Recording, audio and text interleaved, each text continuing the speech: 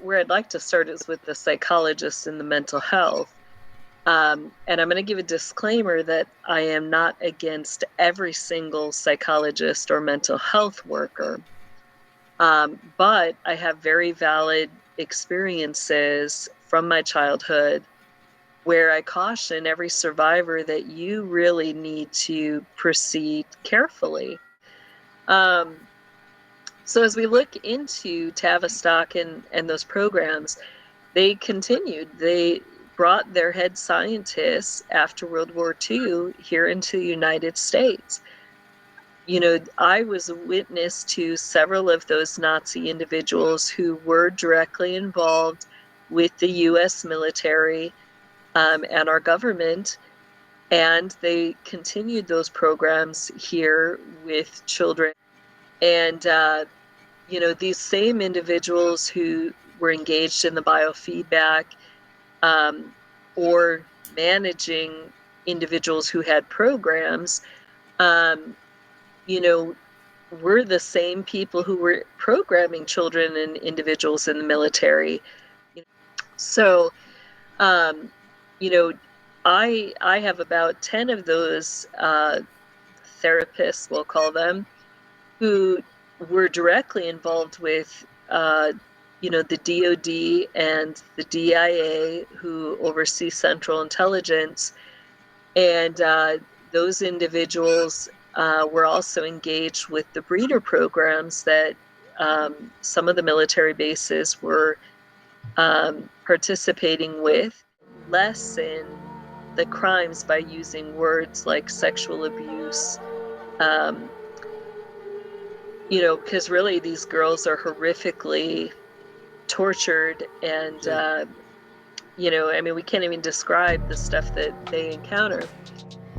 Teresa's abuse began. Teresa's grandma, also known as Nan, was part of a satanic cult. Teresa was forced to take part in rituals and ceremonies where she faced regular physical and sexual abuse. At home, Teresa faced sexual abuse by up to 10 to 30 members. When the ritual abuse was taking place, Nan will be seen smiling and laughing at Teresa's suffering, while she herself would be having sex with other men who were present at the ceremonies. As a result of the abuse, Teresa was impregnated potentially up to 7 times, and many of the babies were aborted by Nan or doctors and nurses who were part of the cult. Teresa described how she was forced to abort a baby, and she described how it was still moving once it was removed. The poor baby was then murdered in front of her. She was forced to watch as other members of the cult ate it, and she herself was forced to eat her own baby.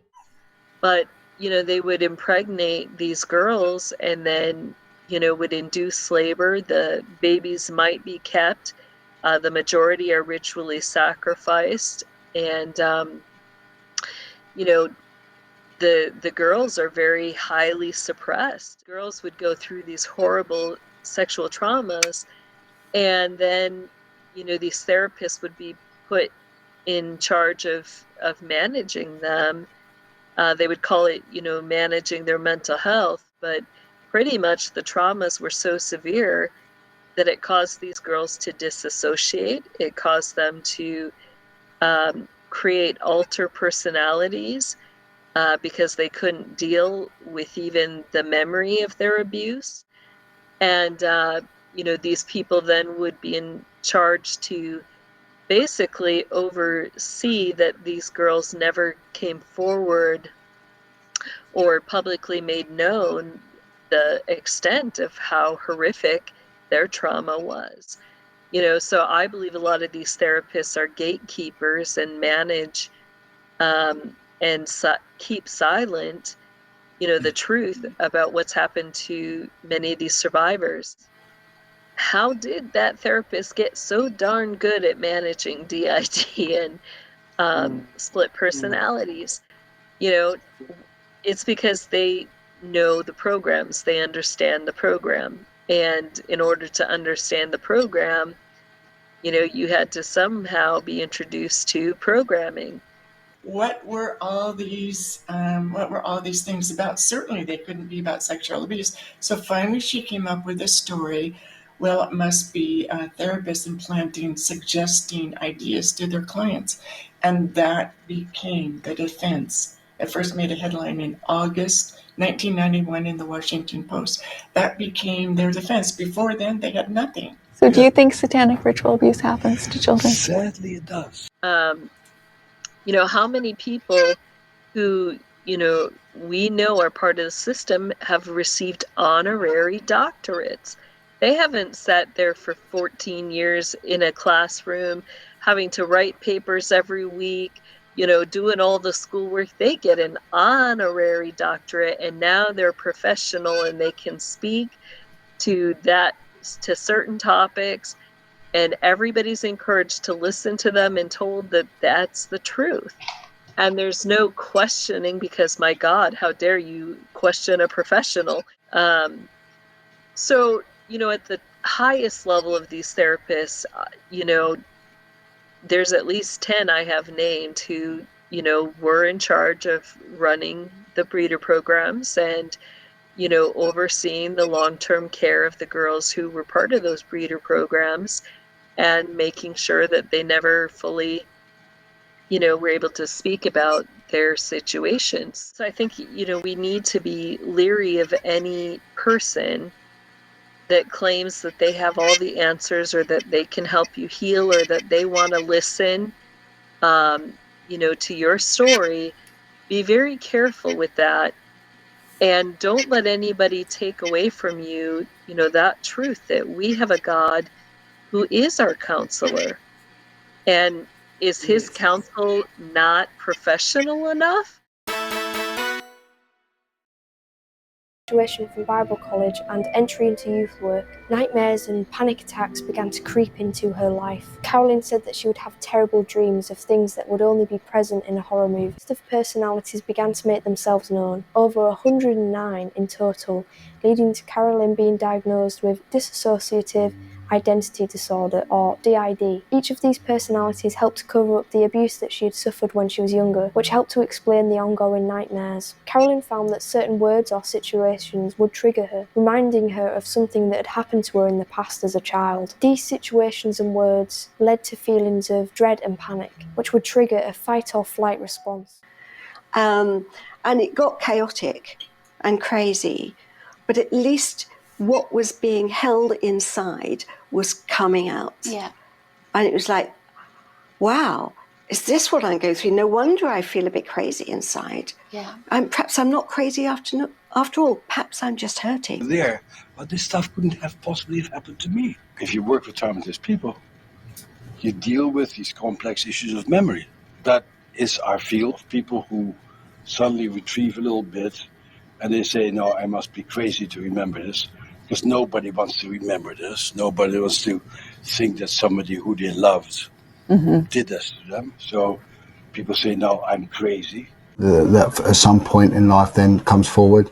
There's been papers written by people that I'm going to suggest something to you. They come up with this thing called false memory syndrome, and I generally believe that these are Satanists that are bringing this out. And so you help people to feel safe enough to allow themselves to know what they know. Yes. And that's what clinical work is about. The brain actually splits in fragments in order to, which mine did, and I spent a lot of time integrating into my consciousness these memories. So now I can actually say, well, this happened, and then this happened, and this happened, and this happened, without the same degree of intensity as when it had actually happened. Over the years, Carolyn has discovered that dissociative identity disorder is often caused by different forms of abuse, and this is often caused by satanic ritual abuse, which many victims that Carolyn has worked with have suffered from. What about the former Miss America, Marilyn Vanderbeer? She went through a tremendous amount of all kinds of different therapy before, highly suggestive therapy, before she told the story of abuse. So that's not what it was reported in People magazine. Is there some other way you have that information? I've watched lectures that she's given, and in lectures she said what? She's talked about the massive amount of therapy. But that was after remembering. I'm not sure of that, no. What she has said publicly that she remembered, I mean, it's Well, I have the People magazine here. Yeah, but I've read a whole bunch more than just People magazine about that case. It's a very suspicious case. And tell me more why you said that. I just believe that she had lots and lots of different kinds of therapy, and so we can't know whether what she ultimately came up with is an actual memory or is a product of suggestive therapy. We just don't know. How old were you when you first had therapy? My memories came up when I was 24. I did not start therapy until I was 39. You think she's not telling the truth? I don't know, but I've heard about a whole bunch of other therapy and afterwards. No, I'm not sure of that. I'm not sure of that. America of 1958. From Atlantic City, New Jersey.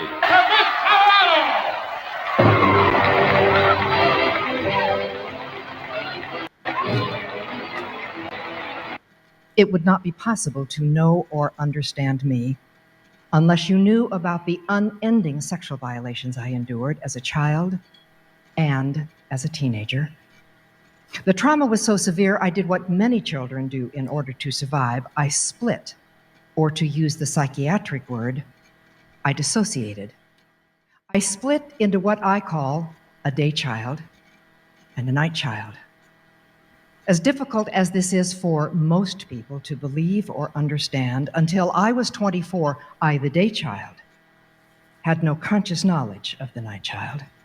I ask survivors to stand for several reasons. One is because I'm always hoping there are some of you here today who are as empowered as I finally am. It took me 53 years to get rid of shame, but I don't have an ounce of shame today. I'm so very proud of who I am. And I hope that there are others of you here today who have also worked through the shame. Do you think survivors need to go public in order to heal from the shame? Oh, I do not. No, I think each of us is on a different journey. Some people will stand publicly without shame. As long as survivors work through the shame, if the reason they don't stand is because of shame, then that's a problem for me. Yeah. 1 2 1 2. Is an advocate for victims of satanic ritual abuse, fighting for their stories to be heard and for the abusers to be held accountable. Vicky was born into a family of Satanists, where abuse was the norm. She was raised to believe that she was a sinner who deserved to be punished. When Vicky was just 3 years old, her abuse started to take place at the hands of her father, where this later evolved into corporate abuse by many different people, often by people who held positions of power. Vicky recalls being taken out at night to different locations by people who were wearing cloaks, where she was subjected to ritualistic abuse. She said that she remembers being repeatedly drugged and abused, where she was forced to engage in sexual acts which were treated as games, where she was seen as the star of the show. Vicky alleges that she heard children's screams at every location that she was taken to, and that she even witnessed animal sacrifices and sacrifices of children being committed for the sake of satanic rituals. As a result of her abuse, Vicky fell pregnant at a criminally young age, where she was forced to have an abortion and the fetus was sacrificed to Satan. Her abuse finally ended at the age of 14, where she was able to escape her abusers. For some time, Vicky tried to forget what had happened to her and move on with her life, but certain words and certain situations would trigger her, and she would have anxiety attacks and panic attacks. In the 1990s, Vicky contacted her local MP, Geoffrey Dickens, for help. She was directed to the Great Manchester Police and later appeared on BBC Panorama to raise awareness of satanic ritual abuse. Vicky found that the police failed to fully investigate her case, believing that there was corrupt police officers involved, leading to her case being covered up. When Vicky started working with the police, a child watcher investigating a similar case of two sisters who were suffering from satanic ritual abuse at the hands of a ring of abusers. Vicky's wedding photos were used as evidence, as the abusers were present in them, and the sisters were able to identify them. However, the police claimed that the evidence was contaminated somehow and closed the case, and Vicky has never been able to get her wedding photos back. The way I would say it is that altars, even the ones that appear to be angry and mouthy and aggressive, they will respond to love. just as any hurt child will respond to love. Something demonic, well, the only response to love would be to hate even more, and actually to scare them off, because the demonic demons and love do not mix, and say they would expose themselves, and they will. And I would say, if anyone is worried about, is this an altar or is this a demon, I would say just not worry about it. Just don't. Because if there's darkness in you in any kind of way, what do you do when you walk into a dark room? You don't shout at the darkness. You turn the light on. So if there's darkness and anything demonic going on in somebody's life, well, then you just pour on the light. All that is good, all that is from God, all that is beautiful. You pour that in. Affirmation and love and forgiveness and good things and laughter and creativity and all that's good in life. Pour that in, and the acceptance and all that stuff. And very soon, anything demonic will show themselves up or get the hell out of there, because they won't like it at all. It's not a comfortable home anymore. It won't be comfortable. Yeah. No. And so I think the best way of dealing with it, and I know there are churches, and absolutely right, there are times when it's right to do this, where you'll go into a church and they'll want to cast something out. But for me, that is absolutely the last resort. And in all the years now that I've been working with people with DID, I've never had cause or reason to do any deliverance with them. Now, in my book, for me and for the people that I work with, it's finding that Jesus Christ is the one that has conquered death. That's the world that I live in. And I'm finding that even though people who often been in therapy a long time, when Heart for Truth organization I lead, when we go in and we help them recognize that actually you can be free by stepping into the life of God in Him, whatever that means for other people, then you exchange your pitiful, self-pitying victim mentality for, I am somebody who's been chosen and somebody who's been loved and somebody who is stronger because I'm holding God's hand. And that is hugely enabling, hugely, and makes all the difference. And we're seeing many, many people around the country now becoming whole because, they're not what they thought they were. Yeah. And they're what they were told they were. And they're not what they told they were, yeah. That is so cool, so cool. Aha, I love it. I really believe that we don't have to stay divided and fragmented and broken. We don't have to. No. There are other ways of living. And with that, and my experience of being loved by God, I was able then to start this organization. And I go to churches, and I have a whole ministry now that's quite far-reaching. And they will ring me up and say, Carolyn, can you help Susie Smith or Joe Bloggs or whoever? Because they've been struggling for years and years, and we've been struggling for years and years trying to help them, and we don't know what to do. And I'll say, yeah, I can help them, but I'm not going to. You're going to help them. Yes, but we've been trying for years and we don't know what to do. And I said, well, I'll come and show you how. And I'll go and spend a few hours or a day talking to them about how ordinary people can surround them with the kind of acceptance and intelligent loving that will help them understand themselves, help the other parts inside of them, if they have that, realize that they don't have to hold on to those secrets because they're now safe. Mm-hmm. Nobody's going to hurt them anymore. And once they've let go of that, within that embrace of good, safe people, over months, sometimes even years, within that kind of shelter of safety, they become well and whole. And people who've been in the mental health system for years, sometimes within months, of recognizing that they've got safe people around them. Yeah, that's so key. They can let go. Yeah. I want to tell you this. And they might act out and all that stuff to let go of all that rubbish. Yeah. And when they've let it all go, they realize they can live a new life. They can really be themselves, not have to make excuses for who they are or pretend to be what they're not. And it's a beautiful thing to see. Yeah. And actually, even the people that help them are changed, because there's a love and a bonding that you get when you're helping somebody. Yes, there This is. is just...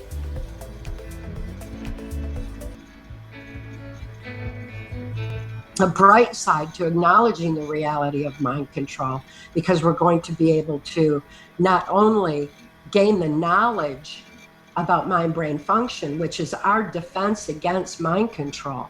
Knowledge is our defense against mind control. It is a truth that makes us free.